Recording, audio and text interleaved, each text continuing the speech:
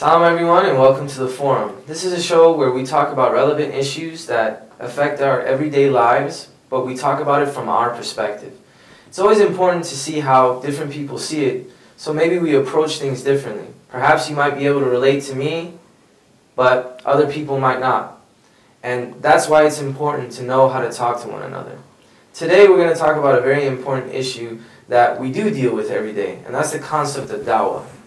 Now, if you don't know what dawah means, it's inviting other people to Islam. Now, is there a right or wrong way of inviting people to Islam? We're going to find out today. And at the end of the show, we definitely like you to submit your ideas, your opinions, or your questions to our Facebook and our Twitter. Anyway, as I get started, I really want to pull from the opinions that you guys have. Is there a right or wrong way to invite people to Islam? Can we be overbearing? Do we approach them in a very soft and easy manner? What do you guys think? Darren, you want to go to get started? Guess so. That was an interesting topic, and I guess I feel kind of strongly about how we approach it. And if you look at other religions, people sometimes they go door to door, they go knocking on houses and say, hey, like, do you want to learn about, my religion, whatever it is.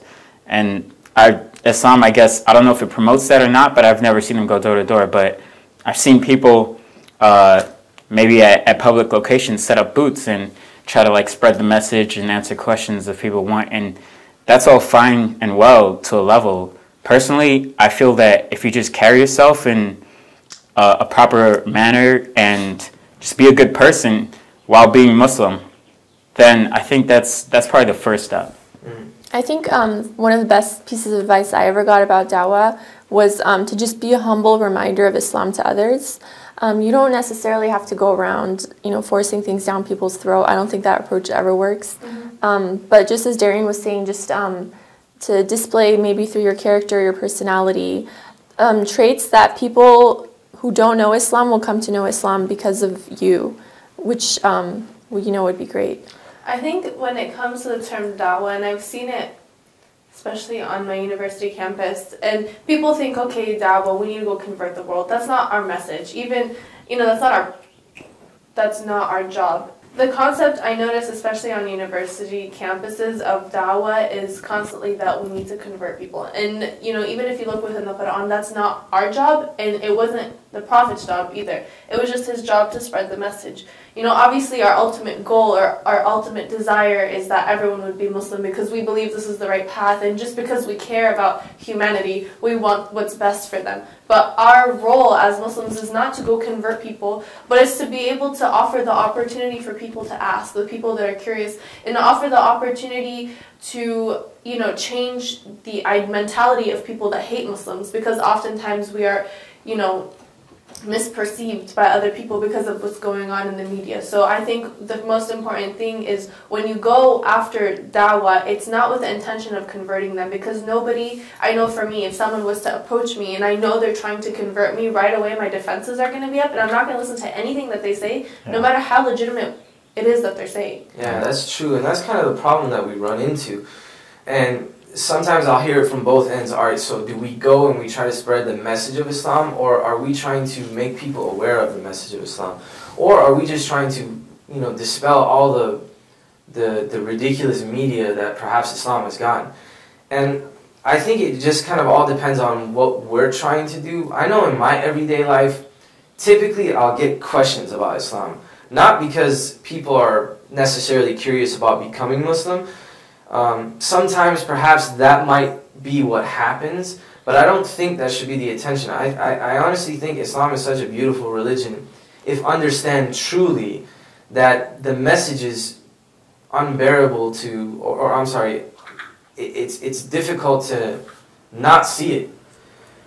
It can get distorted though if a person does approach it negatively. I mean, they'll be like, oh hey, we're going to talk about the doom and gloom and the things that will happen. And typically, I think as far as religious people in converting go, that's what we see day to day. It's like, oh, if you don't do this, you're going to go to hell. One thing that's important also is to remember that Islam is just a long line of religions that came down preaching the same message. And that would be a really great way to try to relate to others. Because we know even in the Quran that Prophet Abraham, also received the same message of Islam, the same as Prophet Muhammad. From all the 124,000 prophets, some of them did receive new revelation, as we know, like in the Torah and the Bible and the Quran, but they were all spreading essentially the same message, which is submission to the will of Allah. And that's really just, some of the ideas of Islam, rather than getting mixed up into the cultural, nuances of it, or some of the more difficult aspects, I think would be a great approach. And I think, kind of going off both of what both of you said, you have to approach the person in a specific way. You have to find a common ground, because often what I find is Muslims going, you're not Muslim, and you need to pray 5 times a day, you need to fast. And this even goes to people who are already Muslim but aren't really within the religion because of whatever kind of upbringing they had or whatever kind of experiences they had. So you have to approach them with the basics, and the basic and the most important fundamental aspect of Islam is Tawheed, the oneness of Allah. And that concept in and of itself isn't just one God. There's, branches of Tawheed, and there's different understandings. And if you don't have that understanding, there's no way you're going to pray 5 times a day. There's no way you're going to fast or do anything. And even, again, with the Prophet, notice whenever he was in Mecca, all the verses in the Quran that are from Mecca are, please, believe, not pray 5 times a day, not fast. Those verses came when he went to Medina after the people converted. So you have to approach it the same way that the Prophet did. Yeah. So I'm sorry, go ahead. Yeah, I'll say something on this, coming from a convert point of view. Sisters that wear hijab, they have an opportunity that a lot of us brothers don't. You basically carry Islam on your shoulders. When people are walking down the street and they see you, they know, okay, that girl's Muslim. And then that gives you the opportunity to carry yourself in such a way that the world is watching you. Yeah. And you stand out more, and it will invite people just by the way you carry yourself, even if they just want to learn more. That's the first step. And myself, I saw sisters that wore hijab, and I just saw how they had such good character, and I wanted to know, okay, there's something going on here I need to learn more about. And I think that's probably the first step. And then following that is, if someone approaches you, just being able, like you said, to speak on the same common ground as them, and start with what's overall understood, that the love for Allah, and then after that, then you can go on from there. Because that's common ground for all religions, that there's a God, and from there you can continue on. I just want to address your point about hijab. As a hijabi, I feel a lot of happiness that I'm given the opportunity to present myself in a good way, to hopefully make people try to learn more about Islam, or at least pique their curiosity. It's an honor. It is an honor. I really feel like I'm given a chance to try to be on my best behavior all the time. I find myself really conscious of the way that I might appear to others, in that, I try to be polite to people, I try to be friendly. If people have questions, I'll try to be approachable.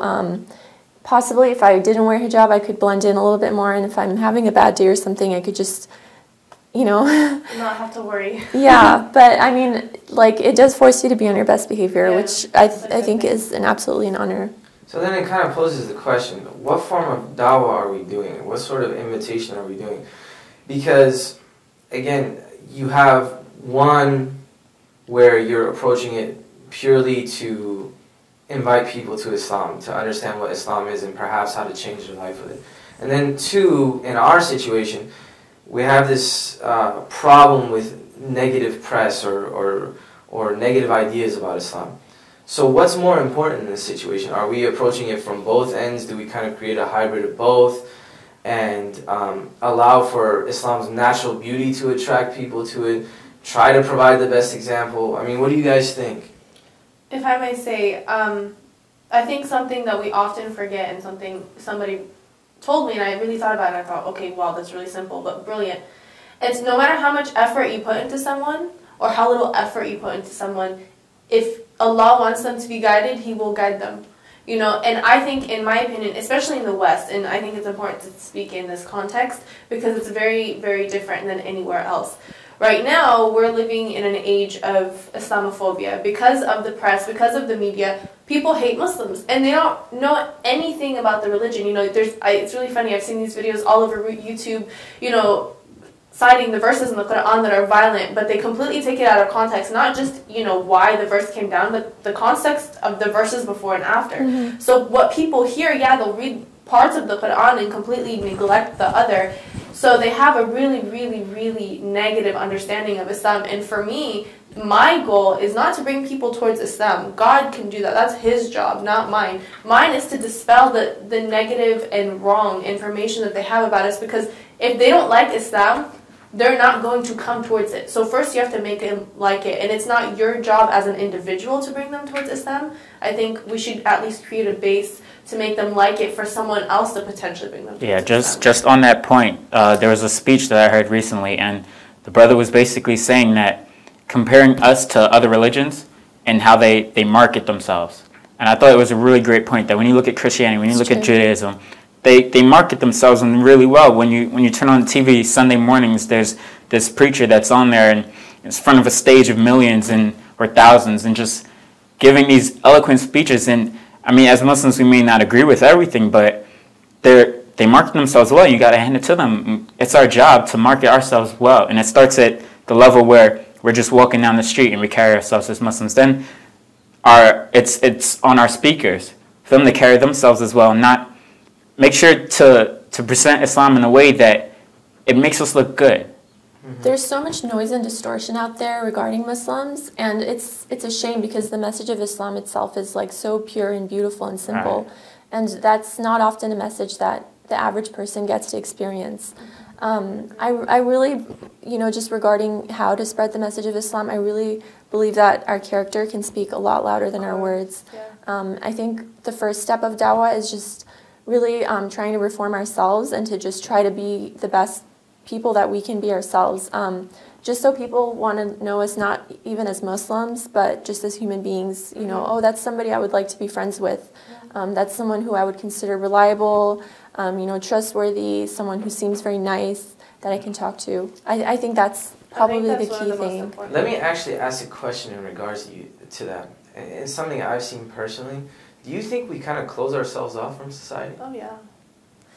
I think there's, even within the Muslim community, there's just different opinions, and we're struggling within ourselves to kind of find our place in this society. And I think from that struggle, we kind of, I notice often, especially from a lot of the practicing Muslims, they focus so much on, you have to pray, you have to fast, you have to do this, you have to do that, all the very, very nitpicky details, and they forget the important part that the reason why you pray, the reason why you fast is to better yourself in order to help others. That's why, like in Islam, the right of the people, in a sense, is not more important than the right of God. But God, if you commit a sin against God, meaning like you don't pray or you don't fast, God will forgive that if you repent. But if you commit a sin against someone else, you need their forgiveness before God will forgive you. So, the reason why we do all this is so that we can be nice to other people and help other people. And, we are so focused on these details, we forget what the outcome is supposed to be, which is why we end up getting closed. Yeah. Sorry, Darian. To that, if we're trying to perform dawah and bring invitation, where's the benefit in closing ourselves off from society? How are we going to propagate the beauty? And then if we close ourselves off, the people who are good at representing Islam, then that just promotes evil people to step up and represent Islam in a terrible way. And where are we? Our voices aren't heard. And people don't see that. And that's what's happening right now. Exactly. We're so busy fighting with ourselves and fighting with other Muslims that it's the crazy people that are getting all the attention. It's the crazy people that are putting in the most effort, when it should be us, the normal Muslims, the ones that are actually putting in effort to practice the religion the way it's supposed to be practiced. Yeah. And we're too busy focusing on nitpicky things that, in the whole of things, aren't important. Clearly, prayer is extremely important, but you're kind of ignoring what the effort the purpose of prayer is. Yeah, I mean, not to take away from any of that stuff. Obviously, we're not sitting there saying that, this is less important than the other. The idea is, though, that, if we're practicing, there's a goal as to what we're trying to get to. Why are we practicing? Why do we do these things?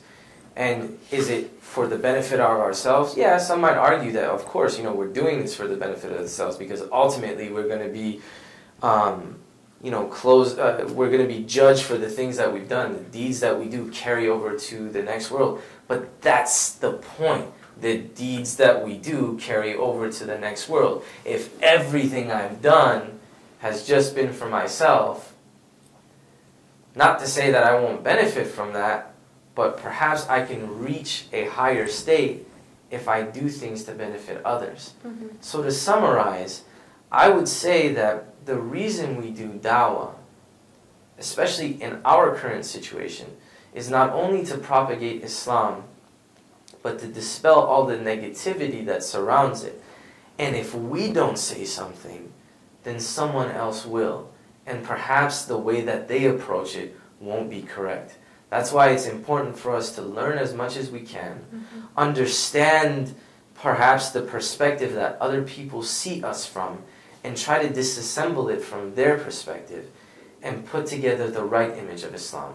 And I think when we do that, the message then will carry itself and the true beauty of Islam will flourish. Thank you for joining us on the forum. Discussions like these are really important.